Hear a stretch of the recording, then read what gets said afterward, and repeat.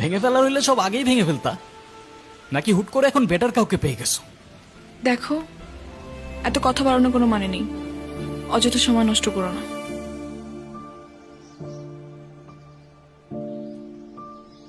Seriously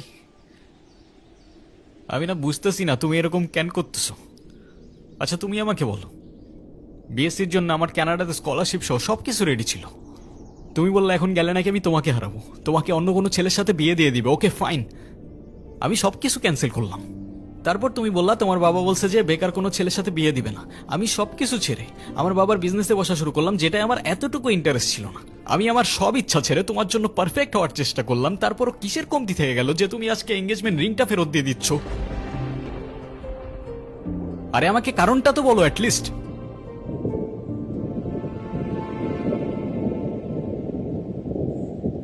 কোনো কারণ নেই। আমার মনে হচ্ছে না আমাদের একসাথে থাকাটা possible. That's it. That's it? Seriously তোমার মনে হচ্ছে না আমাদের একসাথে থাকাটা আর পসিবল? What about me? আমার কি মনে হচ্ছে সেটার কোনো ভ্যালু নাই? আমার সাইডটা কে দেখবে রুহি? দেখো, এত কথা বাড়ানোর কোনো মানে নেই। অযথা সময় নষ্ট করো না। সময় তো তুমি আমার নষ্ট করছো। এরকমটাই করার হইলে আমার লাইফটা কেন নষ্ট করলা? ভেঙে ফেলার হইলে সব আগেই ভেঙে ফেলতা, নাকি হুট করে এখন বেটার কাউকে পেয়ে গেছো? তোমার যা ভাবার তুমি তাই ভাবতে পারো, আমার কোনো প্রবলেম নেই। আরে প্রবলেম তোমার থাকবে কেন? প্রবলেম তো তোমার ক্যারেক্টারে। আর আমার লাখের প্রবলেম যে তোমার মতো একটা মেয়েকে ভালোবাসি।